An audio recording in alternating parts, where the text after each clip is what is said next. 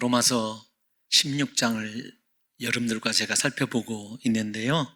하나님께서 사도 바울에게 허락한 동역자들, 그리고 그들을 로마 교회에 추천을 하면서 우리들에게 어떤 삶을 살아야 되는지를 사도 바울이 은유적으로 또 도전도 하고 있습니다. 그 사람들을 소개하는 가운데 핵심 부분에 이단에 대한 경계가 들어있다는 것, 하나는 동역자이고 한 부분은 이단, 여러분 사람 아닙니까? 그래서 제가 여러분들에게 예수님의 5번째 마태복음에 나타나는 종말의 설교를 빗대어서 여러분들에게 이렇게 말씀을 드렸습니다. 예수님에게 제자들이 종말의 징조에 관해서 물었을 때 예수님께서 첫 번째로 하신 말씀이 무엇이냐면 너희가 사람의 미혹을 받지 않도록 주의하라 라고 하는 사람에 관한 주의였다라고 하는 것을 말씀을 드렸어요. 사도 바울이 그렇게 로마 교회에도 집중적으로 마지막 순간까지 경계를 늦추지 않는 것은 바로 이단에 대한 유혹이라고 말씀드릴 수 있습니다.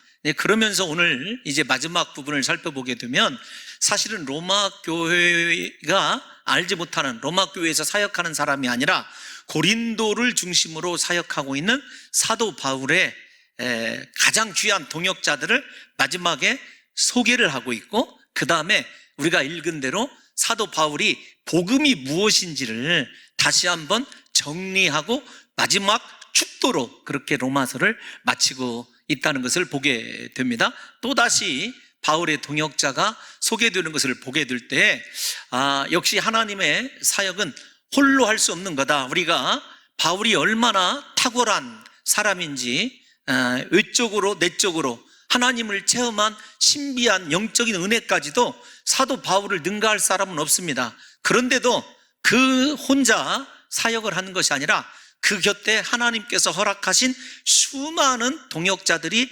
있다라는 것을 염두에 두게 되면 사도 바울 혼자 사역한 것이 아니라 이들의 협력 때문에 사도 바울의 사역이 지금까지 진행되어 올 수 있었다, 이렇게 생각하는 편이 훨씬 더 옳을 것 같습니다. 바울에게 복음 전파에 사명을 주신 주님께서 그 복음 전파에 필요한 대로 사람도 주시고 때로는 물질도 주시고 필요하다면 장소까지도 그렇게 주신 것을 보게 됩니다. 그래서 제가 늘 주장하는 것이 있습니다. 목회자에게 상급은 사람이다, 목회자에게 축복은 성도다, 이런 제 목회 가치관이 있습니다. 그 마음은 지금도 변함이 없습니다. 목회는 해볼수록 혼자 하는 것이 아니라 많은 동역자들이 필요하다라는 생각을 하게 됩니다. 그리고 한 번 더 이렇게 짚어보면 아무리 탁월한 능력자라 할지라도 혼자 사역하는 것은 위험합니다. 성경에 보면 대표적으로 홀로 탁월한 능력과 힘을 가지고 있었고 지혜를 가지고 있었던 사람이 있었죠. 삼손입니다. 성경을 읽어보면 12명의 사사 가운데 여호와의 영이 그토록 강하게 역사하고 임재한 사람은 삼손 하나밖에 없어요. 그럼에도 불구하고 혼자서 사역하는 삼손의 마지막 모습이 비극이다라고 하는 거 우리 사랑하는 성도 여러분들과 제가 잘 알고 있지 않습니까? 그래서 탁월한 사람 혼자보다도 여러분들 평가절하하는 거 아닙니다. 조금 부족하고 연약하더라도 모두가 함께 사역할 수 있는 교회가 행복한 교회이고, 또 그렇게 함께 사역함을 통해서 서로의 부족한 점을 보완해 가면서 하나님의 일을 성취할 때 진정한 보람을 느끼기도 하고 나의 필요성을 느끼기도 하고 그 속에서 행복과 감사도 찾게 되는 것입니다. 이런 관점에서 보면 하나님께서 절대로 저뿐만 아니라 목회자들뿐만 아니라 사랑하는 성도 여러분들에게 어떤 사명을 주셨을 때 하나님께서 네가 어떻게 하나 보자 이렇게 팔짱 끼고 구경만 하시는 것이 아닙니다. 우리 사랑하는 성도 여러분들이 그 사명을 감당하기 위하여 정말로 생명 내걸고 달려가다 보면 앞에서 말씀드린 대로 필요한 것들을 공급해 주셔요. 건강이 부족한 사람에게 건강도 주시고 사람의 복도 주시고 때로는 물질도 주시고 하나님의 영광을 위해서 우리 사랑하는 성도 여러분들의 마음이 그렇게 결정만 되어 있다면 필요한 것들은 모두 다 하나님께서 그렇게 공급해 주신다라고 하는 것을 16장이 우리에게 보여주고 있고 충분히 입증하고 있는 것 아니겠습니까? 문제는 사명을 대하는 나의 태도입니다. 하나님 앞에서 내가 어떤 자세로 사명을 감당하고 있고 하나님에 대한 신앙의 정도가 어느 정도인지를 우리 사랑하는 성도 여러분들이 생각하시면서 부디 여러분 환경 때문에 사람 때문에 사명 감당하지 못하겠다라고 하는 절망이 나오는 것이 아니라 어떤 경우에라도 나를 부르신 하나님께서 나의 공급자 되시고 나와 함께 하신다고 하는 믿음을 가지시고 날마다 주님이 주시는 사명을 잘 감당하셔서 하나님께서 모든 것 공급해 주시는 하나님은 나의 공급자라고 그렇게 찬양하실 수 있는 귀한 성도들이 되시기를 예수님의 이름으로 축원합니다. 바울이 이렇게 로마서를 기록하면서 여러 사람들을 소개할 때 간접적으로 또 노리는 효과도 있습니다. 어떤 것이냐면 고린도 지방에 있는 지금 디모데로부터 시작해서 그 사람들을 소개하면서 로마 교회 성도들이 한번 생각해봐라. 고린도 지방을 비롯한 소아시아 그리고 유럽에 있는 교회들이 왜 그렇게 복음으로 흥왕할 수 있느냐? 이들의 수고 때문이다. 결론은 무엇입니까? 너희도 그렇게 헌신해라. 하나님의 복음을 향해서 달려가라 라고 하는 은근한 사도 바울의 요청이 이 인사말 속에 담겨져 있다라고 하는 것도 우리 사랑하는 성도들이 생각하셔야 될 부분입니다. 그걸 생각할 때 여러분 만약에 봉동중앙교회를 하나님께서 소개하신다고 그랬을 때 다른 교회에 소개하신다고 그랬을 때 야, 그 교회에 있는 누구 장로를 봐라, 어떤 집사를 봐라 이렇게 소개하는 것을 보게 되면 우리의 존재는 역시 이따가도 한번 언급이 됩니다마는 영향력입니다. 내가 얼마나 탁월하느냐 이게 중요한 게 아니라 내가 다른 사람에게 얼마나 선한 동기와 신앙적 분발을 그렇게 유도할 수 있는 선한 영향력을 끼치고 있는 하나님의 비전의 사람인지를 여러분들과 제가 함께 또 생각해 봤으면 좋겠어요. 그러면서 사도 바울이 처음으로 언급하는 로마 교회에 머무는 성도가 아니라 앞에는 16절까지는 로마 교회에 머무는 성도들이지만 고린도 교회 거듭 이야기하는 이유가 있습니다. 첫 번째로 언급하는 사람이 누구죠? 디모데입니다. 여러분 디모데는 바울과 생과 사를 함께 했던 사람 이렇게 정의를 해도 과언이 아닐 사람이라고 생각이 되어집니다. 사도 바울 스스로도 디모데를 향하여 내 영적인 아들이다, 그 다음에 참 아들이다, 아들이다 이런 표현 세 가지의 표현을 쓴 적이 있어요.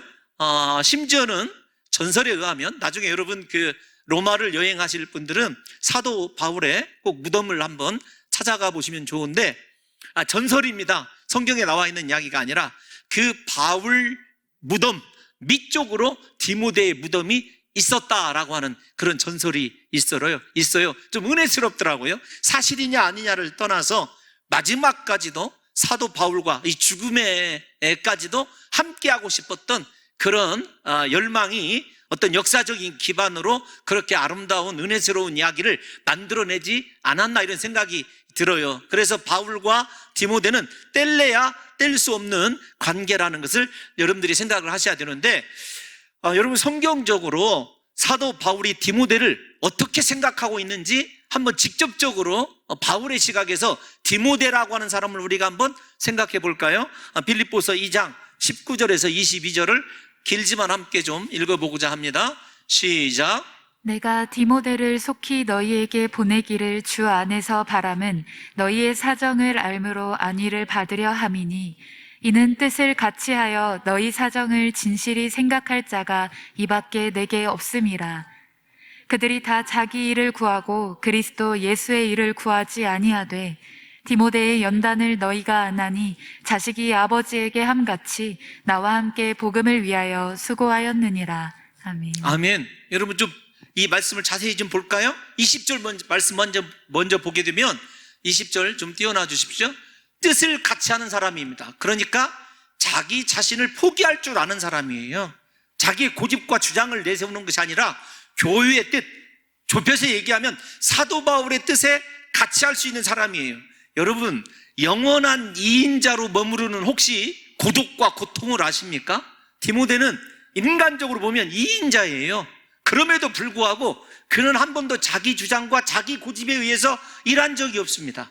뜻을 같이 할 뿐만 아니라 두 번째로는 그가 모든 상황을 진실하게 판단하는, 여러분, 이성적이고 아주 객관적으로 판단할 수 있는 판단에 어떤 그런 특별한 은혜가 있었던 사람이에요. 우리가 잘 아는 대로 사도 바울이 얼마나 강직하고 급한 성격의 소유자인 줄 잘 알고 있지 않습니까? 거기에 차분하게 모든 것을 진실하게 판단할 수 있는 디모데가 얼만큼 잘 이 조화를 이루면서 사역을 감당했겠는가 한번 생각을 해보십시오. 어떤 의미로 보면 디모데가 없었다고 한다면 사도 바울 훨씬 더 많은 고난을 겪었을 것이라고 생각이 되어져요. 21절을 보게 되면 여러분, 디모데의 특징이 어떤 거냐면 자기 일을 구하지 않습니다. 오직 예수 그리스도의 일을 구하는 거예요. 오늘날 우리 사랑하는 공동중앙교회에 필요한 것도요, 그리고 우리들의 삶, 진짜 우리가 예수 그리스도의 제자라고 한다면 나의 일을 구하기 위해서 신앙생활을 하는 것이 아니라 그리스도 예수를 구하기 위하여, 예수의 일을 구하기 위하여 일하는 사람이 많은 교회가 건강한 교회고, 예수 그리스도를 구하는, 예수 그리스도의 일을 추구하는 그 사람이 진정한 제자라는 것을 디모데를 통해서 알 수 있는 것 아니겠습니까? 22절을 보게 되면 또 이렇게 얘기합니다. 디모데의 연단을 너희가 안다. 디모데가 굉장히 젊은 나이부터 목회를 시작했거든요. 그런데 그가 수많은 연단을 받았어요. 그런데 그 연단 가운데서도 한 번도 좌절하거나 원망하거나 넘어지지 않았습니다. 오직 하나님의 복음과 교회를 위해서, 사도 바울을 위해서 헌신했던 사람임을 이야기하고 있어요. 그런데 그것을 사도 바울이 어떻게 표현을 하냐면 너희가 안다. 모든 사람이 알고 있어요. 디모데가 자식이 아버지에게 함과 같이 여러분 사도 바울에게 그렇게 소중한 존재였을 뿐만 아니라 복음을 위하여 수고했다. 수고했다는 말보다도 복음을 위하여 고난받은 사람이다, 이렇게 이야기를 하고 있습니다. 사람이 좋은 자리, 영광의 자리, 대접받는 자리는요 가기도 쉽고 다 가기를 원해요. 그런데 누가 고난받는 자리, 수고하는 자리, 힘이 필요한 자리에 가기를 원하는 사람이 얼마나 있겠느냐고요. 디모데는 그런 사람이었어요. 성경이 이걸 입증하고 있지 않습니까? 그러니까 사도 바울에게 있어서 디모데는 생명과 같은 존재이죠. 자기 자신의 목표에 어쩌면 모든 것을 함께 할 수 있는, 그리고 성경을 읽다 보면 사도 바울이 디모데에게만큼은 자신의 인간적인 모든 것을 그냥 숨김없이 보여줬던 인물이 디모데라고 생각이 되어집니다. 여러분, 이쯤에서 말씀을 묵상하다가 목회자에게 앞에서 말씀드린 대로 사람이 축복인데 과연 평생 목회하면서 디모데와 같은 사람을 만날 수 있을까? 여러분, 사도 바울은 대단한 축복의 사람이라는 것을 생각할 수 있고, 우리 모두가 다 사랑하는 성도 여러분, 디모데의 인생을 좀 정리를 하면서 제발 다른 것보다도 나의 일을 구하고 나의 명예를 생각을 하고 나의 자존심을 생각하는 것이 아니라 예수님과 예수님의 일을 구하기 위하여 우리 스스로를 날마다 내려놓고 공동체의 뜻을 좀 따를 수 있는, 그런 자기 자아를 버릴 수 있는 그런 믿음의 사람이 된다고 한다면 우리를 통해서도 하나님께서 이 시대에 충분히 그분의 모든 복음적 비전이 다 이루어지리라고 확신하고 있습니다. 우리 사랑하는 성도 여러분들과 저의 관계가, 또 우리 사랑하는 성도 여러분들 서로의 관계가 그렇게 바울과 디모데처럼 귀한 관계로 그렇게 서 있음으로 말미암아 우리를 통해서 하나님이 하시고자 하시는 모든 일들이 하나도 남김없이 다 이루어지는 역사가 있으시기를 예수님의 이름으로 축원합니다. 여러분, 다음으로 소개되는 사람이 사도 바울의 친척이라고 사도 바울이 분명히 언급을 하죠. 누기오입니다. 그런데 사도행전 13장 1절을 보게 되면 안디옥 교회의 일꾼으로 누기오가 등장을 하고 있습니다. 누기오 보시면 안디옥 교회 선지자들과 교사들이 있으니 곧 바나바와 니게르라 하는 시므온과 구레네 사람 루기오와 분봉왕 쭉 나오지 않습니까? 여러분, 그 루기오를 생각해 보면 이렇게 해석을 하시면 돼요. 어떤 거냐면, 사랑하는 성도 여러분들이요, 친척이다 그러면 혈육 아닙니까? 그런데 혈육 관계가 중요한 것이 아니라 이 사람에게는 사도 바울을 선교사로 파송하는 하나님의 일이 중요했어요. 그러니까 혈연적 관계가 우선이 아니라, 제가 이런 말씀을 비유로 들었습니다. 여러분, 팔은 안으로 굽는데 르기오는 그렇지 않았어요. 하나님의 일을 위하여 자신의 혈족 관계를 내려놓고 일종의 교회 내에서 기득권을 내려놓고 오직 하나님 일에다가 초점을 맞춘 사람이 누구냐면 이 르기오입니다. 저와 여러분들이 신앙적인 이성적으로 제대로 된 분별력을 가지고, 여러분, 형제, 부모 다 중요합니다. 그러나 그것이 하나님의 일보다도 중요치 않다는 사실을 깨달으셔서 하나님이 행하시는 대로 내 혈연 관계까지도 초월해서 하나님께 충성할 수 있는 사람이 된다고 한다면 우리의 이름도 그렇게 로마서 16장에 기록되지 않을까 생각이 되어져요. 또 여러분, 소개해드리는 사람이 야손 아닙니까?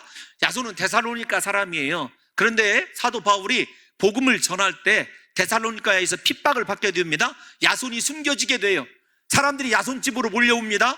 사도 바울을 내놓으라는 거지요. 그런데 이미 야손이 숨겼어요.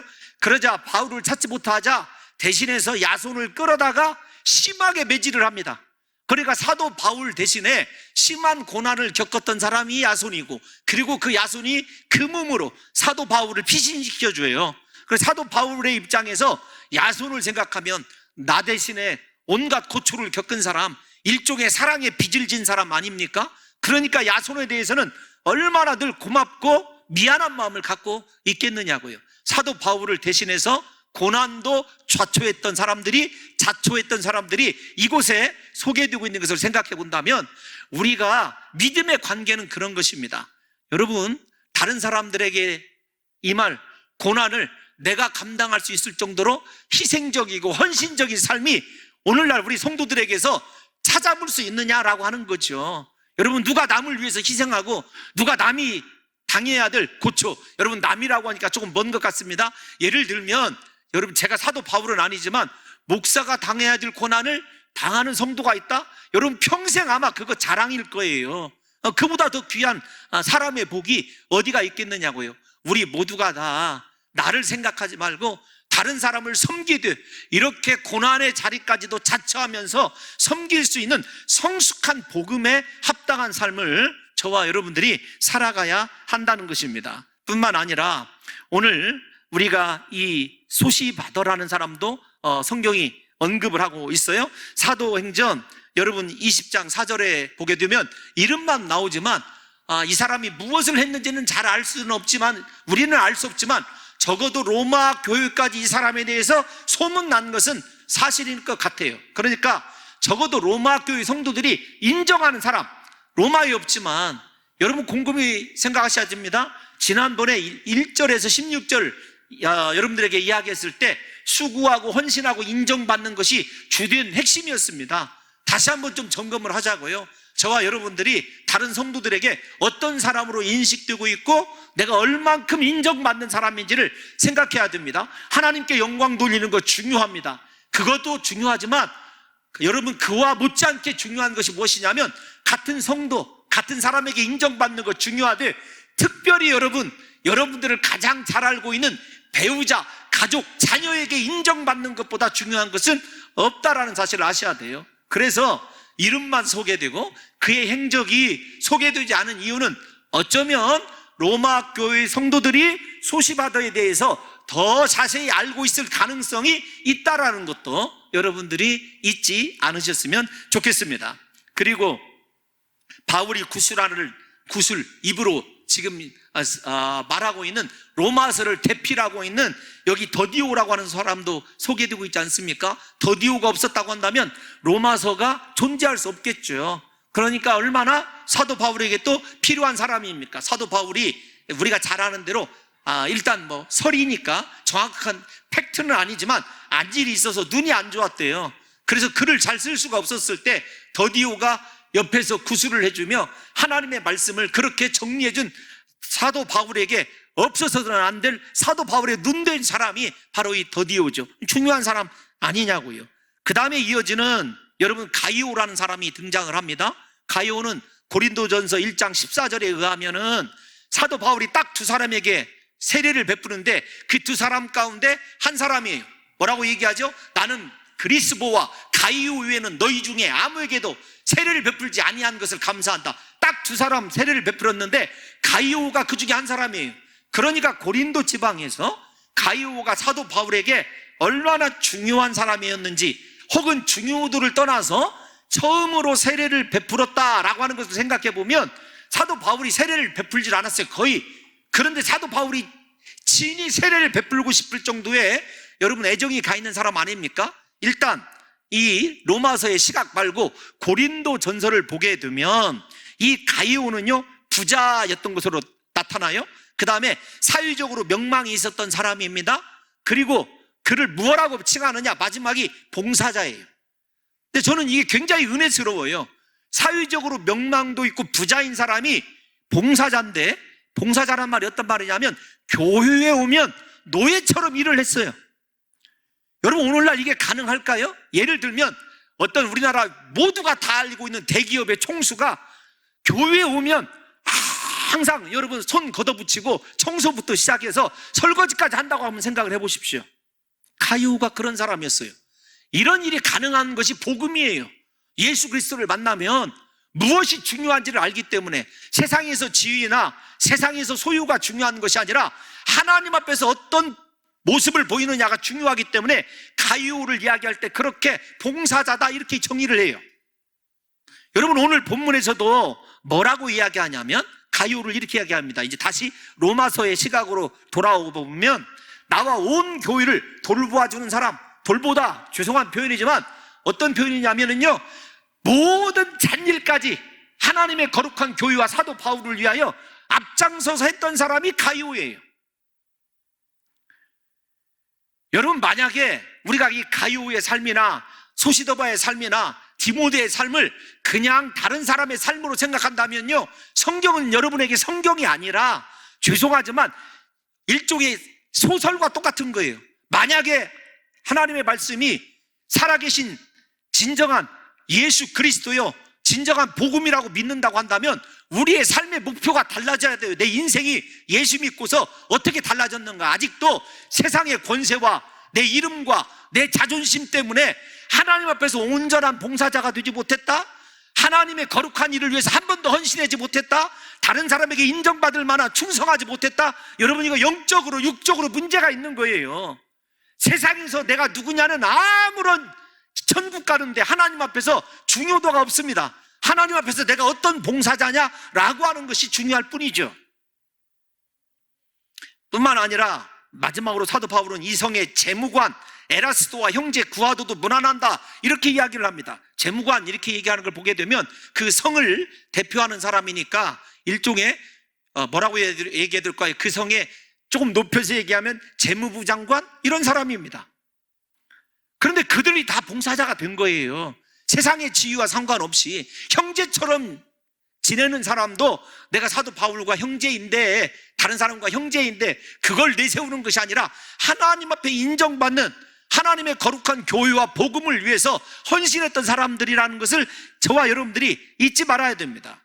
그래서 제가 지난번에도 여러분들에게 질문을 드렸다시피 성경이 여러분들에 대하여 마지막 로마서 16장 28절부터 다시 우리 봉동 중앙교회 성도들을 소개한다면 하나님께서 여러분들을 뭐라고 소개할까요?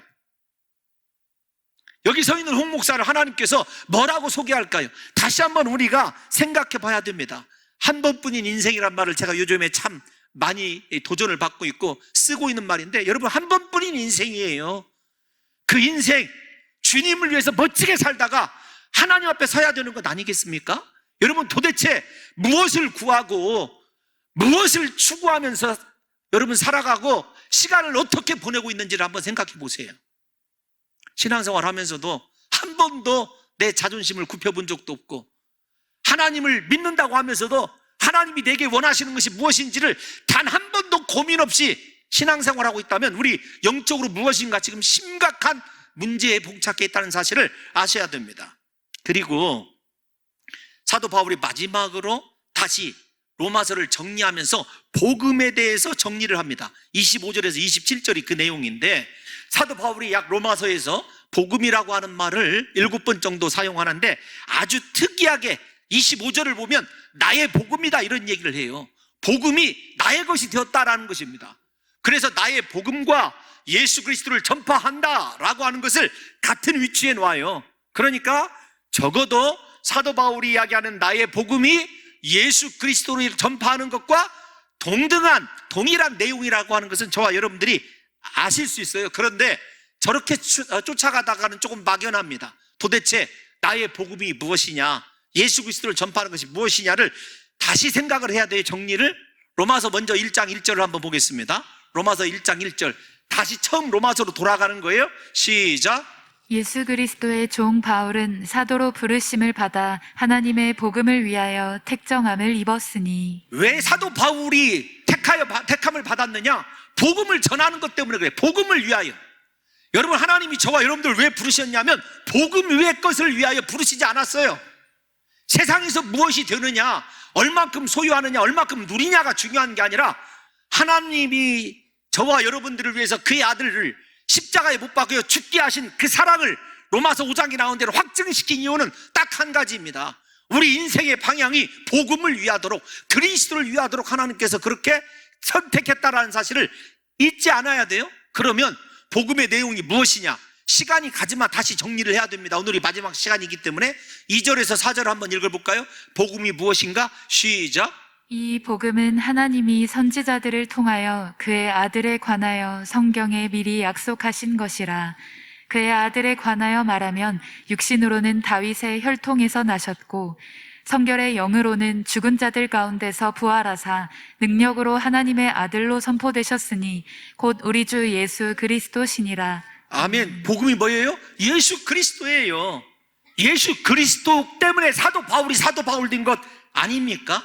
그는 예수 그리스도를 만나고 나서 예수 그리스도를 위하여 생명 내걸고 헌신한 사람이 되었어요. 즉, 그러므로 나의 복음이란 말은요, 내가 예수 그리스도를 만났다는 이야기와 동일한 의미를 갖고 있습니다. 그리스도를 만난 사람은 그래서 삶에 추구하는 내용이 달라지고요, 목적이 달라져요. 여러분들이 정말로 예수 그리스도를 나의 복음이라고 인정할 수 있다고 한다면 여러분의 삶의 목적이 지금 무엇인지, 왜 살아가고 있는지 이유를 생각해 보면 예수 그리스도의 복음이 내 안에 진짜 들어와 있는지 안 있는지를 확인할 수 있다니까요. 그리고 5절에 뭐라고 얘기하는지 조금만 좁혀가면 돼요. 5절 시작. 그로 말미암아 우리가 은혜와 사도의 직분을 받아 그의 이름을 위하여 모든 이방인 중에서 믿어 순종하게 하나니. 여러분, 직분을 받은 이유가 뭐 때문입니까? 예수 그리스도의 이름을 위하여 받은 거예요. 목사가 된 거예요? 장로가 된 거예요? 권사가 된 거예요? 세상 계급이 아닙니다. 여러분, 직분입니다. 근데 그 직분의 목적이 뭐냐면 예수 그리스도의 이름을 위하여예요.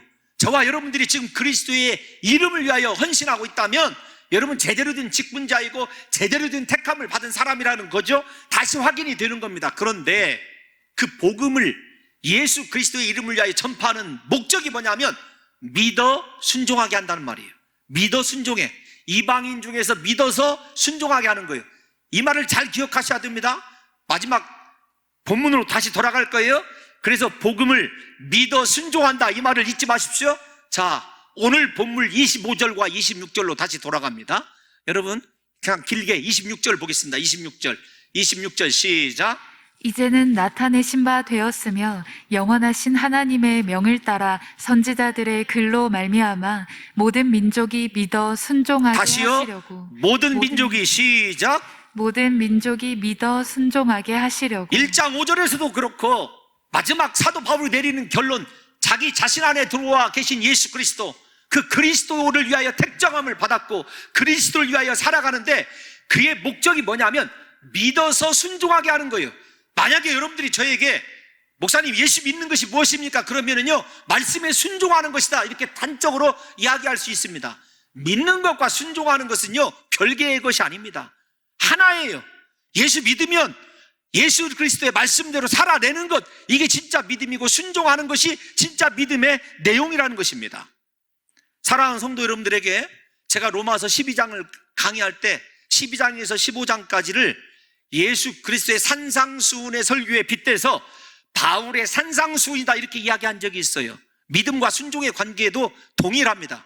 여러분, 예수님께서 마태복음 5장에서 7장 산상수훈을 이야기하셨을 때 산상수훈의 결론이 어떤 것인 줄 아십니까? 여러분이 잘 아는 말씀이에요. 마태복음 7장 21절 한번 읽어볼까요? 시작. 나더러 주여 주여 하는 자마다 다 천국에 들어갈 것이 아니요 다만 하늘에 계신 내 아버지의 뜻대로 행하는 자라야 들어가리라. 아멘. 잠깐만 띄워놔 주십시오. 오늘날 한국 교회의 문제가 무엇이냐면 주여 주여를 입으로 찾는 사람은 너무도 많아요. 그런데 문제는 그 말씀을 제대로 믿고 순종하는 사람이 없다라는 것입니다. 행하는 사람이 없다라는 거예요. 산상수훈의 결론이 뭐라고요? 주여 주여 하는 자마다 천국에 들어가는 것이 아니라 다만 하늘에 계신 내 아버지의 뜻대로 행하는 자라야 들어가리라. 사도 바울이 로마서 1장 5절과 로마서 마지막 끝절 결론에서 한 말이 무엇이에요?